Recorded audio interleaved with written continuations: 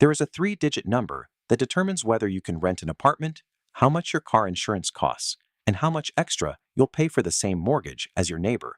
According to myFICO data from 2025, the difference between a low credit score and a high one on a standard $250,000 home loan is $60,980 in extra interest. Same house, same loan, different number. Most people think credit scores are just about whether you pay your bills. Pay on time, score goes up. Miss a payment, score goes down. That's it. That's the whole thing. It's not. There are 5 separate categories that feed into your score. And the one most people focus on, payment history, accounts for only 35% of the total. The other 65% is being calculated whether you're paying attention or not. And here's the part that should concern you. The Federal Trade Commission found that 1 in 5 Americans has a material error on at least one of their 3 credit reports. An error that, when corrected, actually changes their score. Here's what's actually in that number, how it's calculated, and what you can do about it this week. A credit score isn't calculated by one company. It's calculated by many, using different models. The dominant one, used by 90% of top U.S. lenders, is the FICO score. It's a number between 300 and 850. The higher the number, the lower the risk a lender assigns to you. 3 separate companies, Equifax, Experian, and TransUnion, each maintain their own version of your credit report. FICO runs its formula on each one separately, which means you actually have 3 different FICO scores at any given moment. They may not all be the same number. As of late 2025, the average FICO score in the U.S. was 713, a 2-point drop from 2024, according to Experian. That's the first annual decline in over a decade, partly driven by the resumption of federal student loan delinquency reporting in February 2025. FICO calculates your score from 5 categories, and this is where most people's understanding breaks down.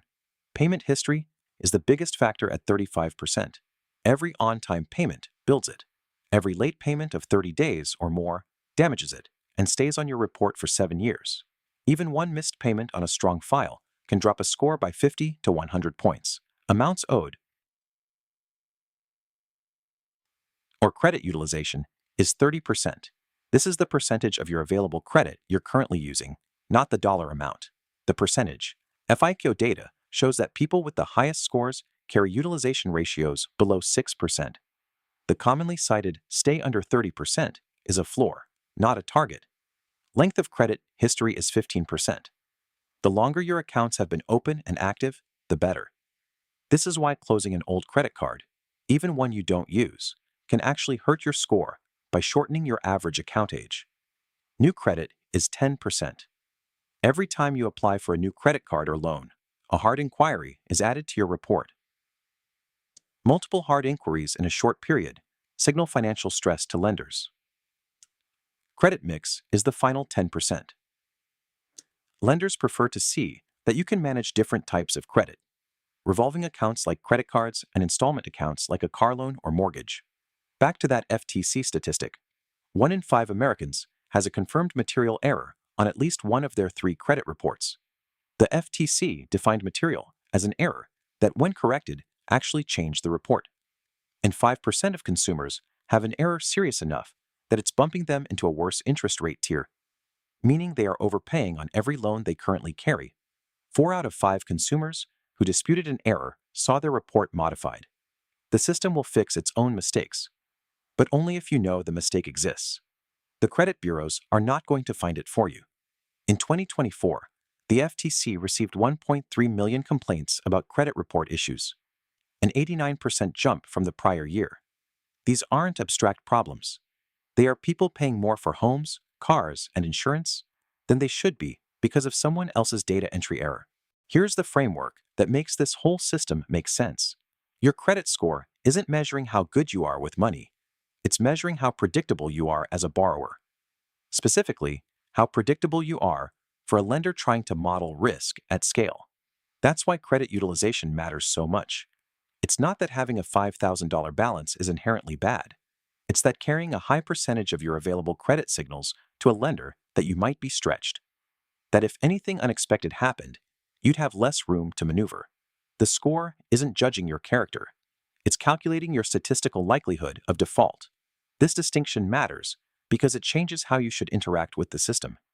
You don't need to eliminate debt to build a great score. You need to be consistent, and you need to look like the kind of borrower who will stay consistent. The credit score system was built by lenders to serve lenders, not to serve you, which means understanding exactly how it works isn't just financial literacy. It's knowing the rules of a game that is already being played with your name on it, whether you've opted in or not. A final piece, your score is calculated fresh every time it's pulled, from whatever is in your credit report at that moment. It has no memory. It can't see that you paid on time for 2 years if that data isn't in the report. This is why errors are so costly, and why disputing them isn't optional if you find one. 3 things you can do this week. First, pull your free credit reports at annualcreditreport.com. This is the only site authorized by federal law to give you your full reports from all 3 bureaus, Equifax, Experian, and TransUnion, for free. As of 2023, you can pull them weekly, not just once per year. Read each one for accounts you don't recognize, incorrect late payment marks, or outdated collections. File a dispute directly with the bureau if you find something. Second, if you carry a credit card balance, pay it down before your statement closing date, not just before the due date. The balance reported to the bureaus is your statement balance. Paying before the statement closes lowers the utilization FICO sees. Third, set autopay for at least the minimum on every account. One missed payment is 7 years of damage. Autopay prevents that for approximately $4 of effort. This video is educational content, not financial advice. If your credit situation is complex, consult a nonprofit credit counselor through the NFCC or a HUD-approved housing counselor before making significant decisions. Now you know how the score is built. Next week, how to actually move it, which factors respond fastest, which tactics are myths, and whether paying for credit repair is ever worth it. Subscribe if you want financial systems explained without the jargon. 1 video a week, no filler.